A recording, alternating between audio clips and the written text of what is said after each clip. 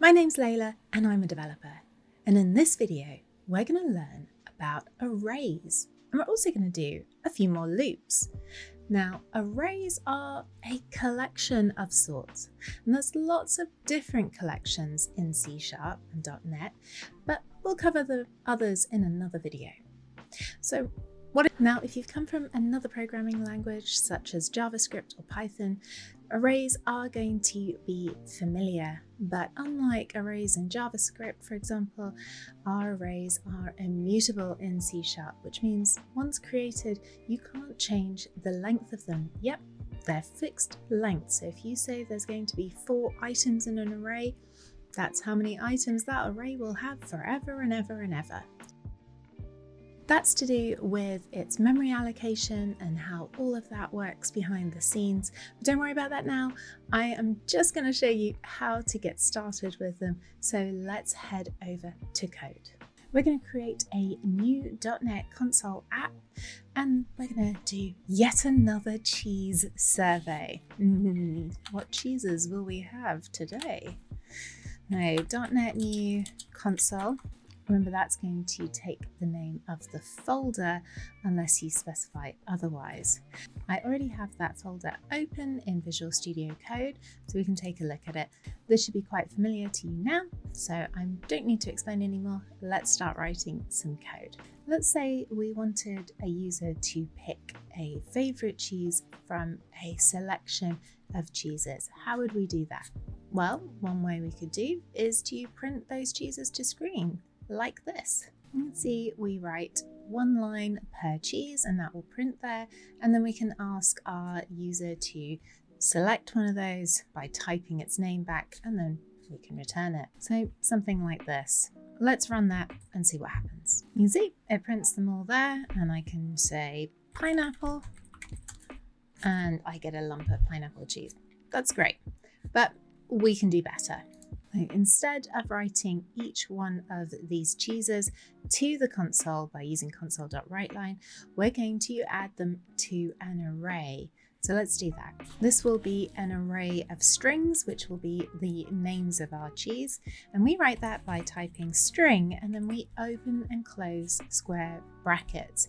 That tells our compiler that this is an array. Square brackets mean arrays. And then we can give it a name.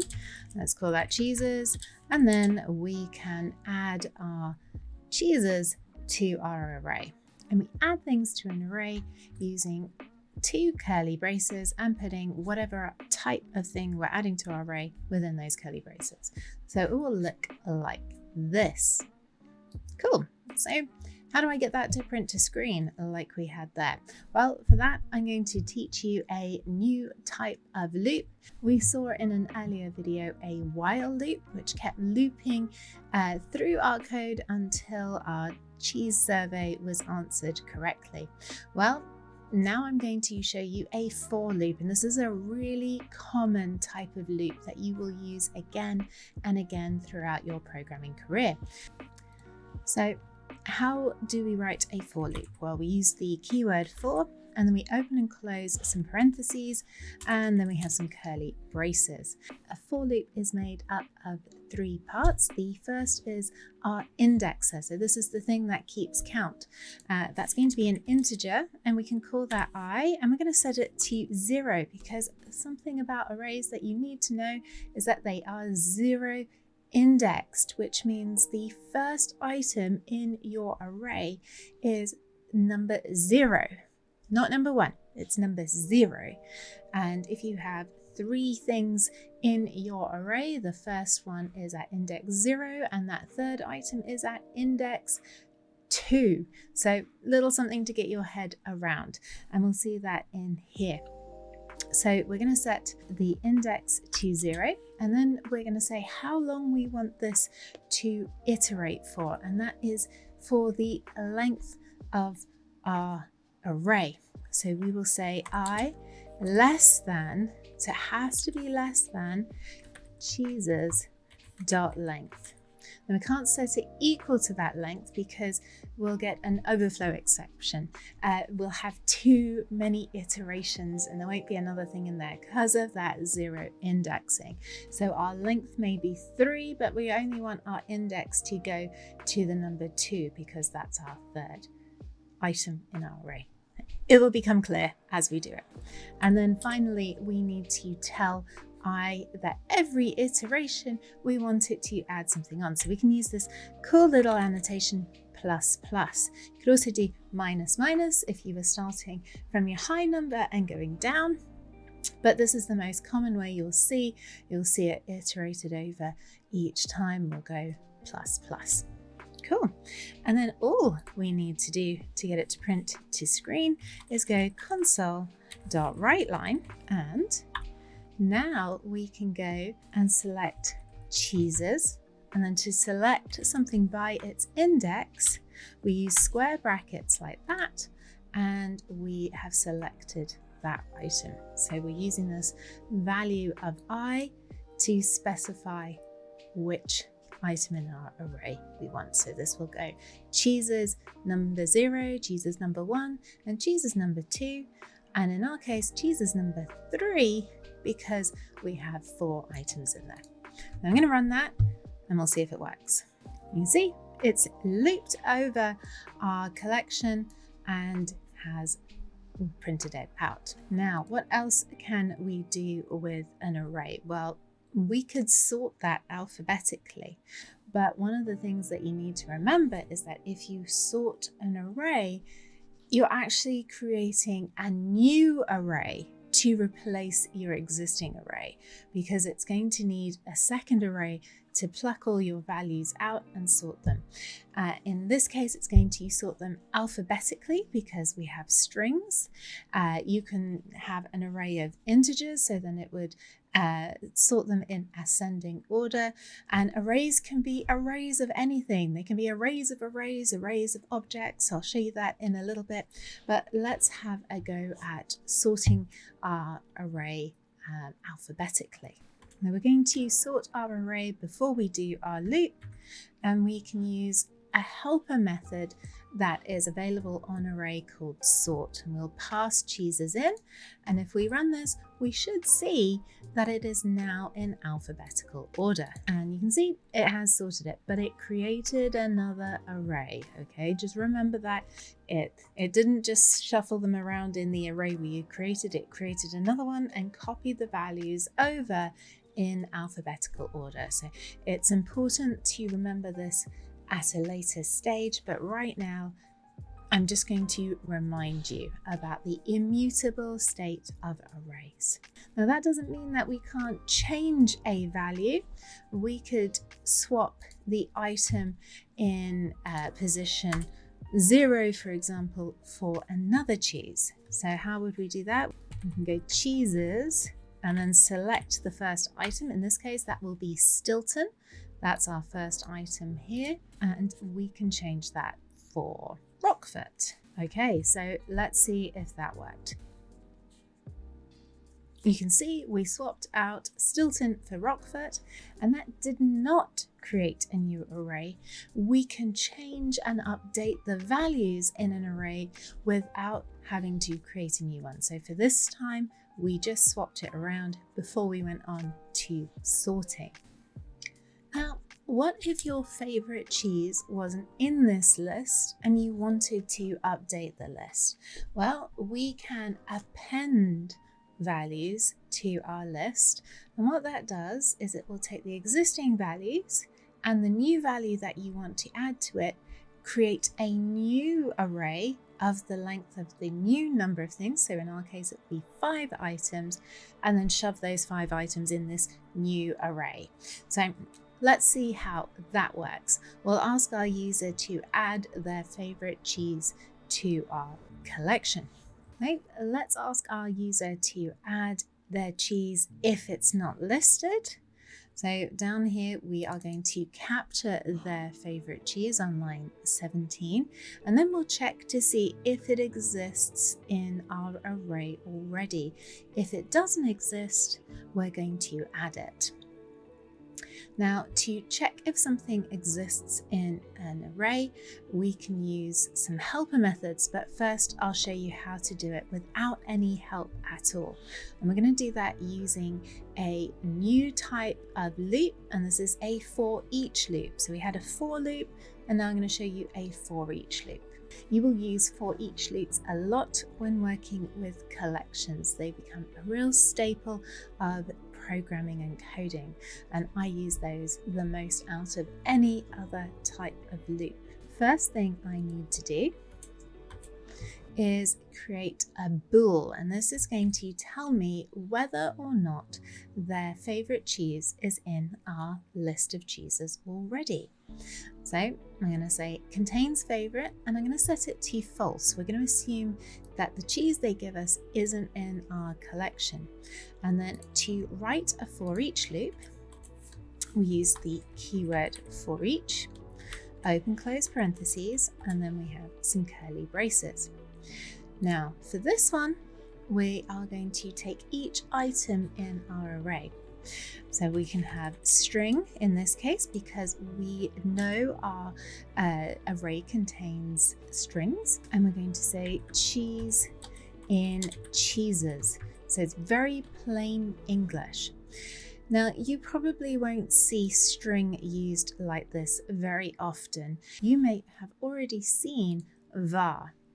Now C# is quite clever. If you put var instead of, you can see I've done it up here, out of habit, you can only use var if you are both declaring and assigning your variable in one line. That way the compiler can infer the type from the right hand side of the statement. So in this case, the compiler knows that console.readline returns a string, so it knows that this var, short for variable, will be a string. Now, if I had specified favorite cheese like this, you can see the compiler gets upset because it doesn't know what that is. We could specify it like so, and the compiler will be happy. It's not happy because of this line, but as long as you are declaring and assigning all in one go, which we are doing here, the compiler can, in most cases, infer the type of var. Now, if we go down here, we can go for each var. The compiler will know it's a string. Cheese in cheeses, we're going to do something. And what we're going to do is an if statement, and we're going to see if our favorite cheese that we got from our user is equal to the cheese inside the collection of cheeses. And if it is, we're going to change it to contains true. So we'll iterate over each cheese, make sure it matches, and then if we get to a point where it doesn't match, we're going to know that that cheese was a new one. And then we can come down and do a new if statement. We're going to see if contains favorite is false because we're adding a new cheese. We can then go and add it. Okay, so to add a new item to your existing array, we're going to update our variable cheeses to have the value of our newly created array with a new value in. So we're going to go cheeses dot append. Now this is a new method to learn, and we're going to pass in favorite cheese. And this is erroring because at the moment this is not the same. This is now called an IEnumerable, and all collections, as I said, there were many different types of collections, are all from the same template. In this case, they're called interfaces, and that interface is called an IEnumerable. And when you have an IEnumerable, you can make it into any type of collection. In this case, we want it to be an array, so we are going to tell it to make our collection into an array. Now the yellow squiggle is just the compiler giving me warnings. It says it might not be right, the favorite cheese might be null. We haven't done any safety checks, but don't worry, because we're just doing some demo code. So now that we have added a new item to our array, this has created a new array, this time with 5 items. Let's print that to the screen. To print that to the screen, we're going to use another for loop, and this time I'm actually going to print the value of I, so you can see what it is, and we'll see that there are now 5 items with the index going from 0 to 4. Okay, let's run it and see if it works. Again, don't worry about the yellow, that's just giving me some warnings. Well, I think I'd like some Stilton, please. Now I'm going to type that in, and you can see it's added Stilton to the end of our array. That's because we used append. If we used the method prepend, it would have put it in front of Brie. So you can see there, we've now added an item to our array, and we've got a new array. So we've created an array of strings. You can create an array of ints, an array of anything. So what about an array of objects? Let's do that. Let's create a simple cheese class that we can add to an array. And here we're going to go new file. We're going to call that cheese.cs.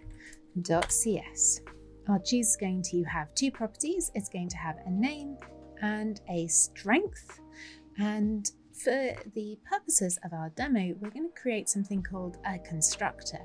And this means that when we create a new instance of our cheese blueprint, if you remember, classes are like blueprints and we create objects or instances from them, we're going to tell it how we want it to be created. So that is what a constructor is. You should be able to use CTOR as a shortcut and then tab. And now we have a public cheese. So it's just public and then the name of the class. And our parameters in this case is going to be string name and int strength. And then inside our constructor, we're going to say that name, now that's the property name inside on line 7, is going to be equal to the name that we pass in.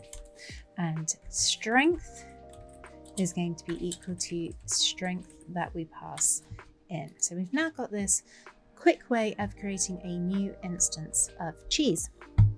And if we go back into our program file and we go up to where our array is, we're now going to swap this out for an array of cheese objects. Okay, I'm going to comment this out. It's going to make our code a bit unhappy, but don't worry, we'll fix that in a moment. We are going to have an array of cheeses, so we can define it like this. Cheese, cheeses is equal to. Now here we're going to instantiate a new array of cheeses, and we can do that by new cheese. And then we're going to say, we're going to have 4 items in it. When you new up an array, you have to tell the code how many items are going to be in the array. We're going to say cheese 4. Now, remember I said about var? We can change that to var now because cheeses will know from the right-hand side that this is going to be an array of cheeses. And then just as above, we're going to open and close some curly braces. This time, each item is going to be a new cheese. And that looks like this. We have a new cheese, and then we're going to use our constructor. So that's going to be a name. So let's give it Stilton and a strength. Let's say 3. And then we can do that for the rest of our cheeses. Now, when we want to replace our item down here, we can do it exactly the same way, only instead of giving it this string, we need to go and update it with a new cheese. And then down here where we say favorite cheese equal to cheese, well, this is actually now cheese.name. We can go into this item. If we go here, this is actually a cheese. That might be clearer for you as you're learning to specify what this is. There are a few things that we need to do. Our sort method now won't know how to sort these. We'd need to do some other stuff and compare objects and things like that. So we're just going to take that out for ease now. And also, maybe these aren't going to work. Let's have a quick look and see what prints. So if we do .NET run, we get cheese, cheese, cheese. Well, that's because it's an object. Let's go and fix that. So where we go and ask it to print each cheese, we want it to print each cheese name. So we can go into this object and select name. You can see it's available. And how about we go and print the strength on another line? So we can do that by strength. We could put it into a string, interpolate it, whatever we want. And there's probably going to be another one of those down here. Yep. So we can do cheese dot name. Let's run it and see if it works. You can see it's now gone through our collection of cheese objects. It's picked out the name, the strength, it's updated Stilton to Rockford. It's printed it all out, and we can go, let's go for Stilton again. Now remember, we're going to give it just a strength of 1. And you can see it's added Stilton to that list, and there you go. Arrays work with objects. Now there are a lot more things that you can do with arrays, but generally I don't use arrays very often. I use some of the other collection types available in C#, and we're going to do that in the next video. So keep an eye out and I will show you what the other collections are. Well, I hope you've enjoyed this quick look at arrays in C# along with some new loops, both the for loop and the for each loop. If you've enjoyed this video, please click the like button and don't forget to subscribe, and I will see you next time. Bye!